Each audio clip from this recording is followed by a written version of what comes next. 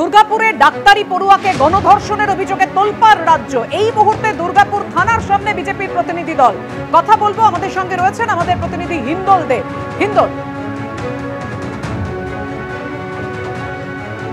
একেবারে তোমাকে বলে রাখি যে কিছুক্ষণ আগেই সিটি সেন্টারের সামনে যে বিক্ষোভ কর্মসূচি পালন করছিল বিজেপি নেতৃত্ব এবং বিজেপি কর্মী সমর্থকেরা, এই যে গণধর্ষণের ঘটনা দুর্গাপুরের মতো জায়গায় ঘটে গেল, তারই প্রতিবাদে তাদের এই বিক্ষোভ কর্মসূচি চলছিল। এবং তার পরবর্তী ক্ষেত্রে যেটা দেখা যায় যে পুলিশের তরফ থেকে কিন্তু ধরপাকড় এবং গ্রেফতারের প্রক্রিয়া শুরু হয়। এবং ইতিমধ্যেই তোমাকে বলে রাখি যে এখানে কিন্তু ভারতীয় জনতা পার্টির এমপি এমএলএ সহ বেশ কয়েকজনকে নিয়ে আসা হয়েছে এবং বেশ কয়েকজন কর্মী সমর্থককেও কিন্তু এখানে নিয়ে আসা হয়েছে। এবং সেই কারণেই কিন্তু কিছুক্ষণ আগেই যেটা দেখা গেল, লকেট চট্টোপাধ্যায় তিনি এসেছেন এবং তুমি দেখতে পাচ্ছ থানার বাইরে কিন্তু পুলিশ কর্মীরা ভেতরে কাউকে আর ভেতরে প্রবেশ করতে দিচ্ছেন না। যে পরিস্থিতি তৈরি হয়েছে, লকেট চট্টোপাধ্যায় যেটা বললেন যে ধর্ষণের ঘটনা ঘটলো, গণধর্ষণের ঘটনা ঘটলো, তার প্রতিবাদ করতে গিয়ে পুলিশ অ্যারেস্ট করলো, কিন্তু যারা এই ঘটনা ঘটালো তাদেরকে কিন্তু রীতিমতো কঠিন শাস্তির দাবিতে তিনি জানাচ্ছেন।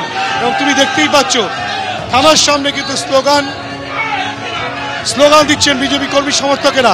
ভিতরে বিজেপি নেতৃত্ব লকেট চট্টোপাধ্যায় সহ বিধায়ক সাংসদ তারা রয়েছেন। বিধায়ক এবং সাংসদ তাদেরকে গ্রেপ্তার করা হয়েছে, তারা কিন্তু ভেতরে রয়েছেন। এবং পাশাপাশি বিজেপির তরফ থেকে কিন্তু ঠিক এভাবেই স্লোগান দেওয়া হচ্ছে। এবং যেটা বলা হচ্ছে, লকেট চট্টোপাধ্যায় বলছেন যে তাদের আন্দোলন আরও বৃহত্তর হবে, এমনটাও কিন্তু তিনি বলেছেন। গোটা ঘটনাকে কেন্দ্র করে রীতিমতো উত্তেজনা রয়েছে দুর্গাপুর থানায়। দুর্গাপুর থানার পুলিশ গ্রেপ্তার করে নিয়ে এসছে বেশ কয়েকজন নেতৃত্ব সহ বেশ কয়েকজন বিজেপি কর্মী সমর্থককে। লকেট চট্টোপাধ্যায় তিনি এসেছেন গোটা বিষয়টি নিয়ে কথাবার্তা বলার জন্য পুলিশ আধিকারিকদের সঙ্গে। এবং থানার বাইরে ঠিক এভাবেই কিন্তু বিক্ষোভ কর্মসূচি পালন করছে বিজেপির কর্মী সমর্থকেরা।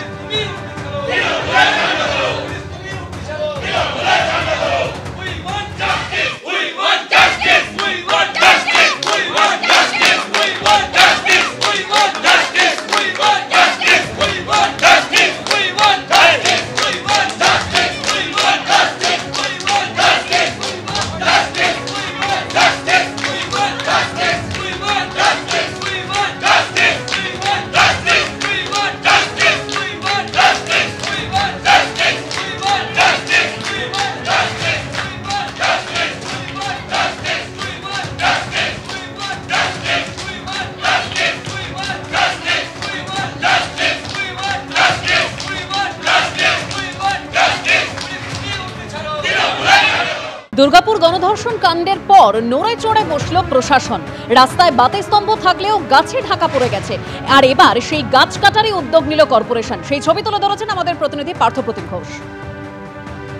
ঘটনার পর অবশেষে টনক নড়ল এবং যে বিষয় দেখতে পাচ্ছি আমরা সেখানে হচ্ছে পুরসভার তরফ থেকে এই যে রাস্তা রয়েছে, যে জায়গায় নির্যাতনের ঘটনাটি ঘটে, গণধর্ষণের ঘটনা ঘটে, সেই জায়গা এবং আশেপাশে এলাকায় বাতিস্তম্ভ থাকলেও সেই যে আলো, সেই আলো এরকম গাছের পাতায় গার্ড হয়েছিল। এবং সেই মুহূর্তে দেখতে পাওয়া যাচ্ছে আজকে সকাল থেকে একেবারে কাটার নিয়ে এসে এই জায়গায় যে বাতিস্তম্ভগুলো রয়েছে সেই জায়গায় যাতে যে গার্ডটা ছিল সেটাকে সরিয়ে দেওয়ার চেষ্টা করা হচ্ছে। দুর্গাপুর মিউনিসিপ্যাল কর্পোরেশনের যারা বিদ্যুৎ বিভাগের আধিকারিকরা কর্মীরা রয়েছেন তাদের সঙ্গে কথা বলবো। লাইট আমাদের সবই মোটামুটি জ্বলে, ঠিক আছে। অনেক সময় কি যে বর্ষার জন্য বা এর জন্য হয়তো ইয়ের ব্যাপার, অনেক সময় দুটো একটা বন্ধ হয়ে যায়, হয় না তা নয়, গার্ড হয়ে যাচ্ছে। এমনকি দুটো একটা এই যে মানে এরকম আমরা বর্ষা আগে আবার কেটেছি গাছগুলো, বর্ষাতে কিছুটা বেড়ে গেছে। আমাদের তো এরকম পুরো দুর্গাপুরটাই করতে হয়, ঠিক আছে। এই রাস্তাটাও করি। আজকে কি বলা হয়েছে এই রাস্তা? যে রাস্তাটা আমাদের যেন একটা লাইটও বন্ধ না থাকে, ঠিক আছে। আর যতগুলো লাইট এই গাছের এই যে সরু সরু ডাল দেখতেই পাচ্ছেন, এই ডালগুলো যেগুলো লাইটগুলোকে ইয়ে করছে আর কি, ঠিক আছে, গার্ড করছে, সেগুলো ক্লিয়ার করছে পুরসভা থেকে বলেছে। এবং সেই মুহূর্তে দেখতে পাচ্ছি যে আজকে সকাল থেকে এইরকম ভাবে দুর্গাপুর মিউনিসিপ্যাল কর্পোরেশন যে গাড়ি, সেই গাড়ি নিয়ে এসে এরকম ওপর দিকে উঠে বিভিন্ন জায়গায় যে গাছগুলো আলো গার্ড করতে সেগুলোকে কেটে সেগুলো সরানোর কাজ সেটা কিন্তু হচ্ছে। ক্যামেরা ভগবান শাহের সঙ্গে পার্থপ্রতিম ঘোষ, এবিপি আনন্দ, দুর্গাপুর। দুর্গাপুর কাণ্ড নিয়ে মুখ খুললেন মুখ্যমন্ত্রী মমতা বন্দ্যোপাধ্যায়। তার বক্তব্য, প্রাইভেট মেডিকেল কলেজেরও একটা দায়িত্ব রয়েছে। কলেজ কর্তৃপক্ষের পড়ুয়াদের দিকে নজর রাখা উচিত। বাংলায় আমরা জিরো টলারেন্স। বিভিন্ন রাজ্যের ছেলেমেয়েরা কলেজে পড়তে আসে। দুর্গাপুর কলেজ কর্তৃপক্ষকে অনুরোধ করব, ছাত্রীরা যাতে রাতে না বেরোয়। পুলিশ তো জানতে পারে না কে কখন রাতে বেরিয়ে যাচ্ছে। পুলিশ তো আর বাড়িতে বাড়িতে গিয়ে বসে থাকবে না। কেউ যদি রাত 12:30টায় বেরিয়ে কোথাও যায় ঘটনাটা নিন্দনীয়। আমি ঘটনার সমর্থন করছি না। যে যেখানে খুশি যেতে পারে তার অধিকার, তবে যারা হস্টেলে থাকে হস্টেলেও একটা সিস্টেম রয়েছে। আর কি বলেছেন মুখ্যমন্ত্রী শোনাবো। It is not me, it is the police. There is a private college. The matter nobody is supporting. You tell me when Odisha, before 3 weeks ago, 3 girls are raped in the sea beach. What action is being taken by the Odisha government? And Bengal, if anything happens on women, we don't allow anything to be considered as a casual case. It's a serious case we consider. And that girl, it is shocking. She was studying in a private medical college. So all the private medical college, whose responsibility? How they came out in the night at 12:30? And it happens in the, so far I know, forest area. And 12:30, I do not know what happened. Investigation is on.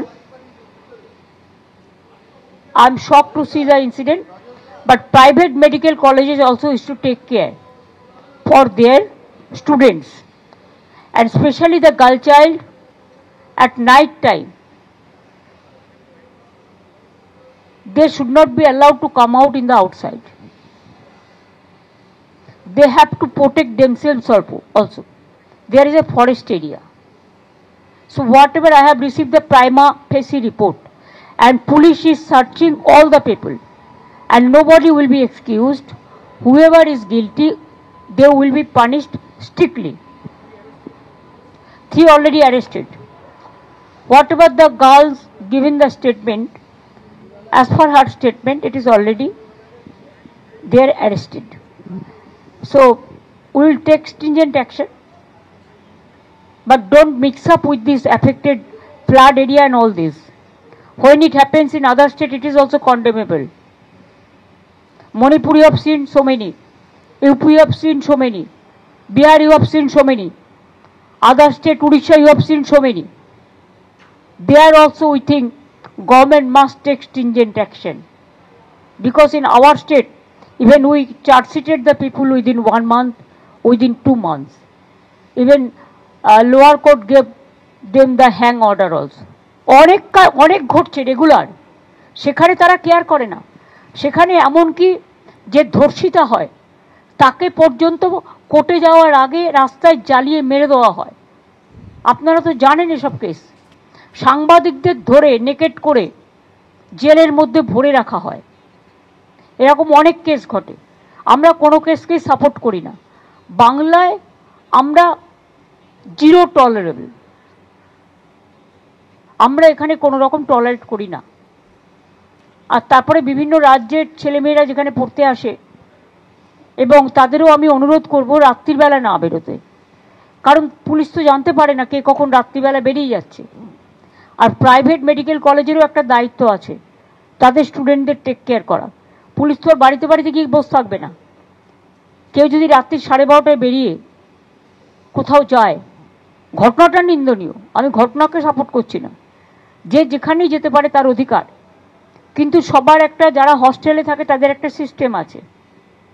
O first ইয়ারের student এবং এটা private college, আমি details খবর নিয়েছি এবং আমি পুলিশকে বলেছি স্ট্রিনজেন্ট অ্যাকশন নিতে। Nobody will be spared.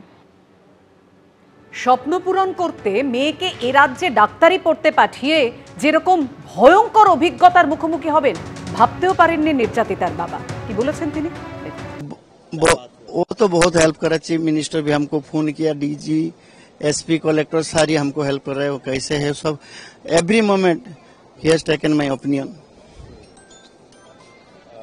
और क्या बात हुआ, उन्होंने कुछ आश्वासन दिया। हम उसको, चीफ मिनिस्टर साहब को भी मैं रिक्वेस्ट किया, क्योंकि हम देख रहे जहाँ यहाँ लड़की सिक्योरिटी नहीं है, इसलिए हम उसको रिक्वेस्ट किया जहाँ हम हमारा भुवनेश्वर में हमारा लड़की को ले जाओ, नहीं तो यहाँ से कभी भी मार भी देंगे। वो हमारा अभी विश्वास टूट गया। वो आश्वासन दिया, ठीक है हम कोशिश करते हैं, हम यहाँ से नहीं रखेंगे, क्योंकि यहाँ से सिक्योरिटी नहीं है, लड़की की सिक्योरिटी नहीं है। আর দুর্গাপুরের এই ঘটনায় প্রাইভেট কলেজগুলোর দায়িত্বের কথা মনে করিয়েছেন মুখ্যমন্ত্রী মমতা বন্দ্যোপাধ্যায়। আর এ নিয়ে জাতীয় মহিলা কমিশনের সদস্য অর্চনা মজুমদার কি বলেছেন শোনাবো। বাবা মা তার সমস্ত পুলিশের সাথে, কলেজের প্রিন্সিপাল, এমএসভিপি সকলের সঙ্গে কথা বলেছি। কিছু কিছু জায়গায় লেখুনি আছে, কিন্তু মেয়েদের এই যে উনি বলেছেন রাতের বেলা বেরোতে দেওয়া না দেওয়া বা ক্যাম্পাসের বাইরে না যাওয়া, এটা আমি একেবারেই মানতে পারছি না। একটা মেডিকেল কলেজের যে মেয়েটি ডাক্তারি পড়ে, সে ডাক্তার হবে, সে রাতের বেলা তাকে কি আপনি তালাচাবি মেরে ঘরে রেখে দেবে না, সে ডাক্তারিটা রাতের বেলা করবে না? এটা হতে পারে না। আমরা জেন্ডার ইকুয়ালিটি, জেন্ডার সেন্সিটাইজেশন এবং পাওয়ার, মেয়েদের এম্পাওয়ারমেন্টের কথা বলি। আমরা মেয়েদের শিক্ষিত করে সমান কদমে পুরুষের সাথে এগিয়ে চলতে বলি। আমাদের সরকার এবং আমাদের ব্যবস্থার মধ্যে আমরা প্রত্যেকটা মেয়ের পাশে দাঁড়াবার কথা বলি। প্রাইভেট মেডিকেল কলেজের এত ঝাঁ চকচকে ইনফ্রাস্ট্রাকচার, সেখানে রাস্তার মধ্যে 10টা modern camera, rotating camera, AI camera, এইসব যত কিছু বেরিয়েছে, সেগুলো কেন দেওয়া হয়নি? সরকার কেন দেয়নি? সরকারের উল্টো দিকে রাস্তার মিউনিসিপ্যালিটি কেন দেয়নি? মিউনিসিপ্যালিটির বদলে প্রাইভেট হসপিটালের গেটের বাইরে বা ওয়ালে কেন দেওয়া হয়নি? মেয়েদের এই যে হাজারখানেক মেয়ে, ডাক্তার, নার্স, ফ্যাকাল্টি রয়েছে, এদের নিরাপত্তার কথা সরকারের মনে হয়নি। প্রাইভেট কলেজের মুনাফার মধ্যে পড়েনি। সুতরাং মেয়েটি খাবার আনতে গেছে এবং ওদের হাতে পড়ে তার ধর্ষণ হয়েছে এবং তার যথাসর্বস্ব হারিয়েছে। মেয়েটিকে কালকে দেখলাম, মেয়েটি শারীরিকভাবে হয়তো সেলাই করে বা চিকিৎসার ফলে ভালো আছে, কিন্তু মানসিকভাবে ওর যে ক্ষতিটা হয়েছে, she is out of her mind. একদম 14-15 তারিখে পরীক্ষা, সে পরীক্ষা কি দেবে সে ঠিকঠাক নাম, বাবার নাম, বাড়ি বলতে পারছে না। যে শক, মানসিক যন্ত্রণার ভিতর দিয়েছে সরকার বা প্রাইভেট মেডিকেল কলেজে, ওকে সেটা ফেরত দিতে পারবে না। এটা আমাদের সিস্টেম ফেলিওর এবং এটা আমাদের মানতে হবে এবং এর জন্য যা যা করার করতে হবে।